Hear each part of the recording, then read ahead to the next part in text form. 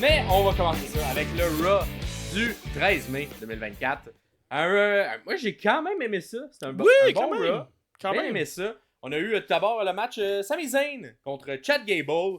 Et un bon match. Ouais. C'est un bon match, mais qui était comme perdu. En tout cas, j'ai l'impression. Le public se concentrait beaucoup sur ce qui se passait autour du ring. Ouais. L'histoire entourant Alpha Academy, Chad Gable, Otis, tout ça. Et ça a D'accord. été également joué dans la storyline de ce match-là parce que à 2-3 moments, Gable s'arrange pour avoir.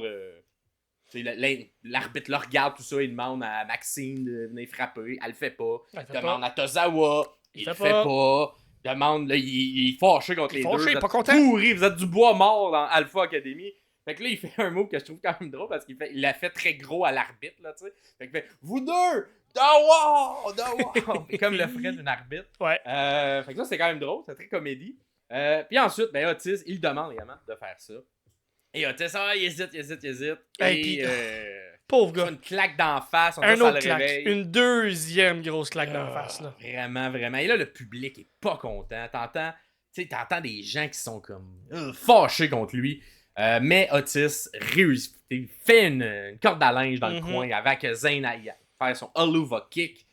Et Chad Gable remporte le match. Ouais. Pas clean, mais remporte le match quand même. Et on a par la suite, c'est la première fois que j'entendais ça, dans la musique de Chad. On commençait à faire comme on a déjà fait avec Kurt Angle. You suck. Mais là, ça sonnait sur sa version à lui de sa chanson. Mais c'est la première fois que j'entendais ça. On mettait You suck, que la foule le scandait. Qui est clairement un. Ben, clairement, pas juste clairement, là, c'est une allusion à Kurt Angle et. Une grosse allusion. Ce qu'il lui était dit, là. Ouais, puis t'as-tu des choses sinon dans le match avant qu'on aille sur non, c'est tout ce que c'est. T'as eu quelques belles petites séquences, mais rien de plus, parce que justement, ce match-là était pour mousser l'histoire qu'on nous raconte avec Gable et Alpha Academy. Fait que rien de plus. Merci à Sami Zayn de se prêter au jeu, parce que pour lui, ça donne... Parce que techniquement, le match était bon aussi. C'est pas le focus de ce match-là. Voilà, exactement. Fait que versus, mettons, la version qu'ils ont faite à Montréal, là, elle était vraiment plus axée sur le côté technique et le côté... Là, vois-tu, moi j'écoute, je vous mentirai pas, là, moi j'écoute ma lutte quand même pas en skippant des bouts, mais en écoutant en faisant autre chose et des fois en accéléré. Donc j'ai manqué la promo avec Creed Brother et Gable. En fait, c'était très subtil. Ça passait vite, là. Oui, en fait, c'était comme un début. On arrivait avec la caméra, avec Otis et l'équipe d'Alpha Academy qui venait voir Chad Gable. Un peu un débrief d'après-match. Et Chad Gable, il parlait au Creed Brother. Il était très gentil avec eux. Il remerciait. Il flattait dans le bon sens du poil. Ouais, mais tu sais, il avait l'air ami. Avec eux. Et là, il se retourne. Puis là, il y a Otis qui est là. Puis là, il fait comme... Hey Otis, quand même, merci de l'avoir fait, tout ça. Et tu sais, il tombe un peu plus sérieux, puis les deux autres, il est fâché. Et on a eu également, là, on parlera pas de ce match-là, c'était pas mémorable, mais plus tard, dans la carte, on a eu Maxine qui était en team avec la troisième... la troisième membre de Creed Brothers, là, qui est... Eva Nile. Ouais, c'est ça. Ivy Nile. Ivy Nile, désolé. Ouais. Et là, je sais pas si t'as remarqué, mais il avait pas l'air sur la même longueur d'onde. Maxine, à quelques moments, elle essayait de faire des high-five. Ivy Nile restait froide un peu face à ça. Ouais. L'impression qu'on commence à semer des petites graines de Chad Gable va peut-être décider de dire merci, le bois mort de l'autre côté, Alpha Academy, on va rentrer des nouveaux membres. Une nouvelle cohorte pour l'Académie Alpha, là. Ben, moi, je pense que oui, puis il y aura peut-être une petite histoire entre l'ancienne cohorte et la nouvelle cohorte qui vont se faire. Et ça pourrait peut-être aussi légitimer Otis dans un rôle de low card, mais plus... C'est lui qui deviendrait le leader de ce trio-là, finalement. Là. Exact, et qui vont peut-être continuer leur ascension. Et versus de l'autre côté, ben, on a tous des bons lutteurs mais très green quand même devant la caméra, avec les Creed Brothers puis Ivy Nile. Fait que je pense que ça serait payant des deux côtés, puis ça l'entourerait Chad Gable d'un clan, un peu à la Kurt Angle quand il avait fait son clan de lutteurs lutte.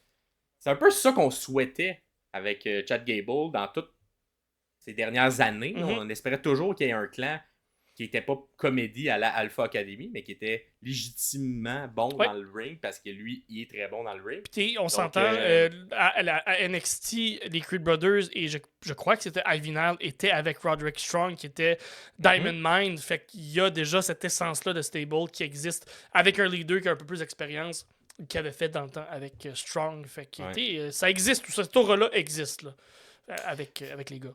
Et Ivy Nile. Et on a la nouvelle catchphrase de Chad Gable qui est il aime ça quand les gens qui l'entourent ils disent faut que tu gagnes. Comment? No matter what. Quoi qu'il arrive, faut que je gagne. No matter what. Tu sais, le petit côté méchant. Le petit côté méchant. Oui, moi, je suis rendu un heel. Chouche, c'est plus là. C'est plus là. C'est plus ça qui est hip avec les jeunes. Mais bien aimé tout ça. Fait que les promos après, le match, tout ça, je trouve que c'est bien construit. On met bien de l'avant Chad Gable en ce moment. J'ai encore une toute petite crainte que ça tombe un peu trop dans le comédie. Mais là, quand j'ai vu que Creed Brother rentrait dans l'histoire, je me suis dit, peut-être qu'on a de l'espoir. C'est peut-être pour ça qu'on les voit moins de ce temps-là, là, qui sont un peu plus reculés, là, qui sont plus mis de l'avant. On les a présentés, on les a retirés pour mieux les remettre dans une histoire avec Monsieur Gable. J'aime tout ça. On va voir si mon nez est bon là-dessus. Si je comprends bien ce que Triple H me dit comme message. T'es sur une belle lancée, on va le voir. À date, je frappe bien au bâton parce qu'on va y revenir. Il y avait quelque chose avec Callis sur Liv Morgan. Assez bien été, ça. Depuis 3-4 mois, là, ta moyenne au bâton là, est au-dessus de 500. Alors, ça, c'est certain. Ben, au début, c'était tough parce que je comprenais pas. Je vais te donner l'opportunité de faire d'autres stats. Callis. Ouais, c'est ça. Mais tu sais, c'est ça. Au début, on a passé de l'ère de Vince à l'ère de Paul. Puis l'ère de Paul, au début, comprenait pas trop ses signaux. S'habituer. Mais là, on dirait c'est ça. Paul, il est très subtil, mais il installe des petites choses ici et là qui vont payer dans 2-3 mois. Yep. Et là, j'ai compris ce qu'il fait un peu, Paul. Alors que Vince, il était un peu plus genre... premier degré, puis ça va être ça. Fait que si je mets quelqu'un qui est très musclé parce que dans pas long, il va être poussé. Paul est plus subtil dans sa manière de faire. Disons ce que Bronson Reed est en train de faire présentement. Là, disons. Exactement. Ça reste un peu ça pareil.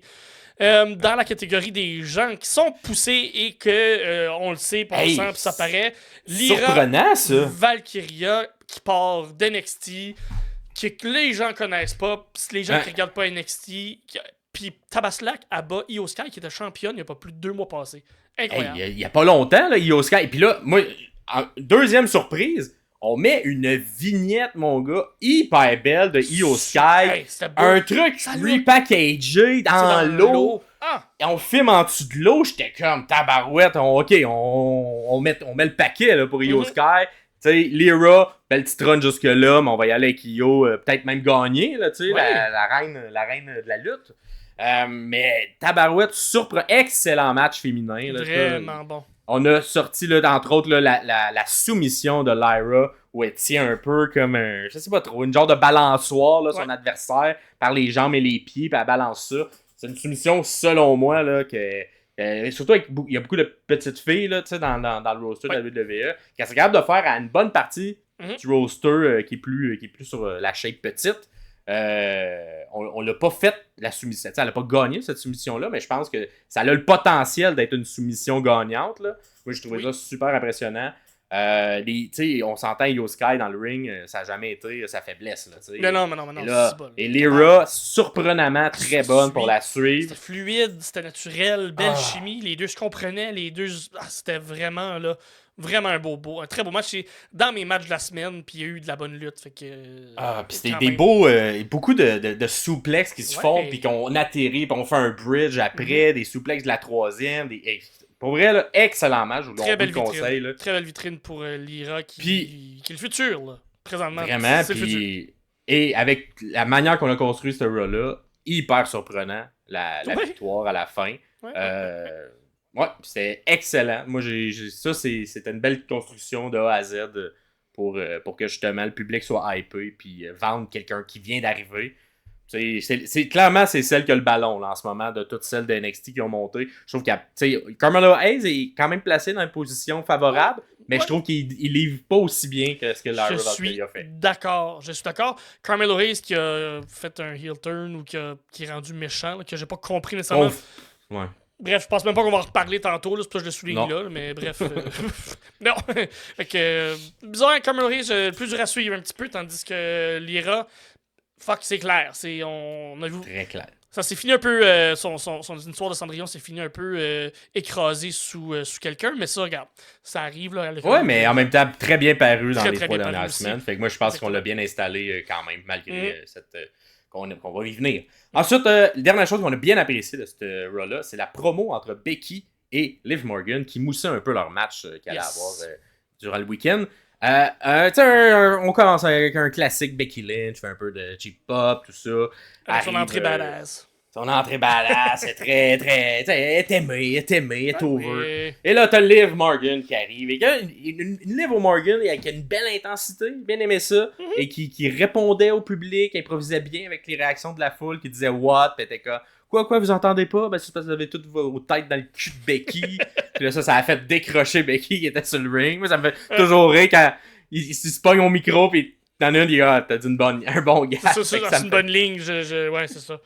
Très drôle. On a également, là ça c'est très sommelier, là, ma remarque, mais Becky, elle a fait une remarque au fait que ça faisait longtemps que Liv était à la WWE, elle n'avait jamais vraiment eu sa chance. Et ça, c'est exactement la même construction qu'on a fait la première fois que Liv a remporté la ceinture, et par la suite elle s'est blessée, c'était contre Becky, et c'était la même ligne que Becky avait dit à l'époque. Il me semblait que ça sonnait une cloche dans ma tête. Et là, on est après, évidemment, on sait ce qui s'est passé, mais moi, dès le lundi, j'étais comme, oh, même écriture que la dernière fois on s'est affronté pour la ceinture, où genre, on sentait une Becky qui veut comme élever une Liv en disant ça. Qui a peut-être pas réussi à le faire comme elle aurait voulu parce que Liv s'est blessée par la suite dans la première ronde, fait que là, elle veut se reprendre. Exact. Fait que j'ai l'impression que là, la première fois, ça a comme, tu sais, on a brisé le momentum de Liv avec une blessure, donc elle a dû perdre la ceinture, et là,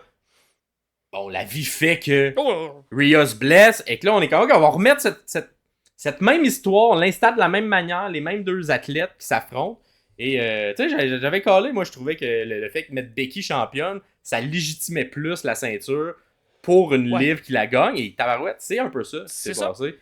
Et j'ai bien aimé aussi la fin de cette promo-là où Liv est comme, ah ouais, tu veux te battre? Puis comme, let's go, on se bat.